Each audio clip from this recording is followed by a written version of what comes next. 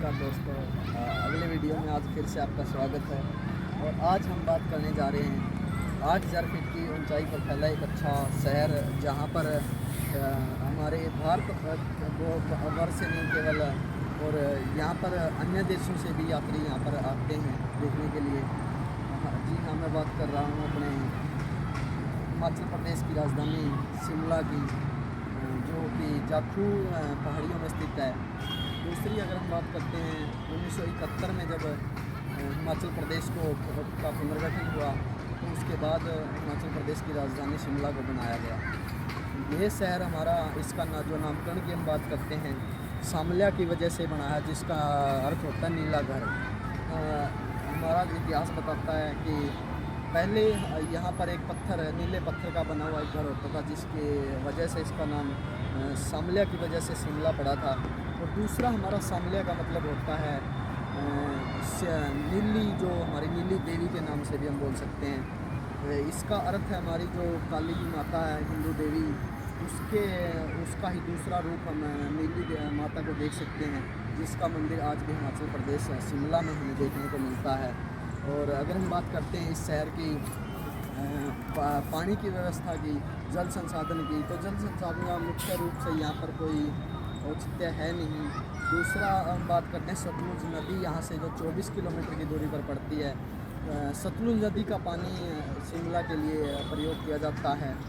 और हम बात करते हैं पानी की व्यवस्था, जो हमारी निकासी की व्यवस्था की बात करते हैं, तो पानी की निकासी का कोई हमारा यहाँ अलग अलग तरह से निकासी बनी हुई है। अगर हम नॉर्थ के पोर्शन की बात करते हैं, उत्तरी शिमला की बात करते हैं, तो उसकी निकासी का हमारा सतलुज नदी के सहारे निकासी होती है, जो कि बाद में हमारा हरियाणा और पंजाब के क्षेत्र से होकर अरब सागर में जाकर पानी उसका पहुंचता है। और दक्षिणी अगर हम शिमला की बात करते हैं पानी की व्यवस्था की, तो दक्षिणी शिमला का जो पानी की व्यवस्था है वो हमारी यमुना नदी के सहारे से होकर, यमुना नदी के तरीके से जाकर वो हमारी हरियाणा, चाहे वो उत्तर प्रदेश की बात है, कोलकाता से होकर वो हमारी बंगाल की खाड़ी में जाकर वहाँ पानी पहुँचता है। इसका निकासी से शिमला शहर की 2 तरीके से मैंने आपको बताई है, वही निकासी का मुख्य रूप से निकास बनाया गया है। और हम बात करते हैं शहर में अलग अलग जो हमारा 1917 का या फिर अंग्रेज़ों का शासन भी यहाँ पर बहुत ही मुख्य रूप से देखा जाता है। अंग्रेज़ों का विकास हमारा यहाँ पर देखा जाता है। अगर हम देखते हैं कालका शिमला रेलवे स्टेशन की या रेलवे लाइन की, तो इसका भी एक मुख्य रूप से हमारे इतनी ऊंचाई पर रेलवे लाइन का मुख्य रूप से निर्माण करवाया गया है। अंग्रेजी शासनकाल का ये विकास था हमारा। और 2008 में इसको यूनेस्को की सूची में, विश्व धरोहर सूची में इसको शामिल किया गया था 2008 में। और अगर हम बात करते हैं शिमला में अन्य तरह की हमारी टूरिस्ट प्लेसेस की, टूरिस्ट तो यहाँ पर पूरे साल भर, चाहे वो राष्ट्रीय लेवल के हों या हमारे अन्य देशों से टूरिस्ट आते हैं, उनके लिए भी एक अच्छा सौंदर्यीकरण का एक शहर बना हुआ है।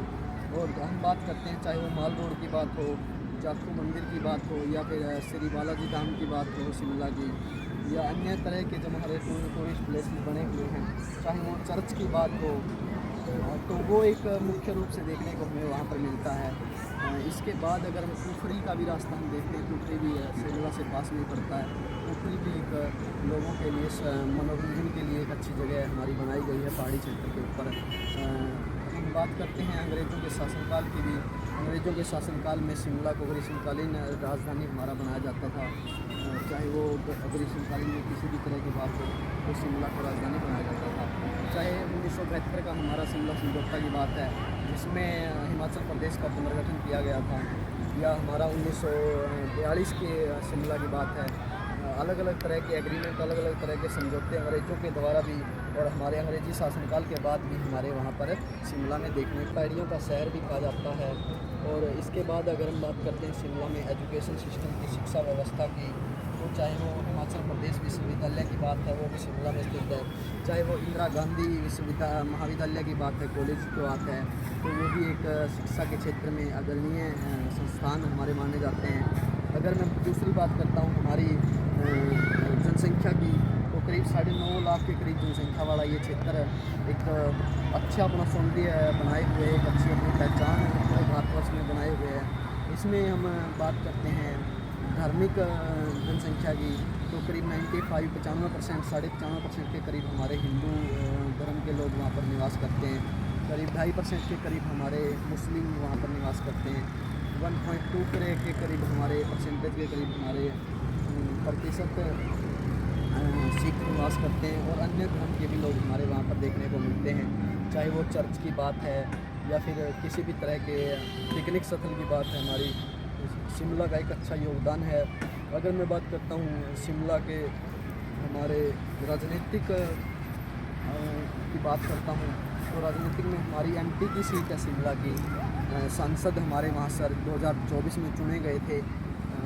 सुरेश कुमार जी को हमारा सांसद चुना गया था, जो कि भारतीय जनता पार्टी से हमारे संबंध रखते हैं। भारतीय जनता पार्टी के मुख्य रूप से कार्यकर्ता हैं। 154 मीटर की ऊंचाई पर यह हमारा शहर शिमला फैला हुआ है, बसा हुआ है। और हम बात करते हैं शिमला में हमारी प्रमुख स्थलों की, जाखू मंदिर है, हनुमान जी का मंदिर है, वो तो मैंने आपको बता ही दिया था पहले। और हम बात करते हैं एक जो गर्म पानी का झरना भी हमारा वहाँ पर मुख्य रूप से देखा जाता है, तो उसका भी बड़ा महत्व है। हमारे स्किन जो हमारे डिजीज होती हैं, त्वचा के रोग हैं, उनको मुख्य रूप से ठीक करने में उसका बड़ा योगदान रहा है।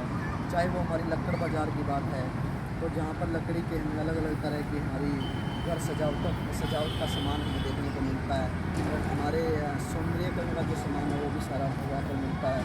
तो लकड़ी का जो हमारे औजार हैं या किसी भी तरह से हमारी मुख्य रूप से लकड़ी के बनाए गए हमारे बर्तन हैं, तो वो हमें वहाँ पर देखने को मिलते हैं।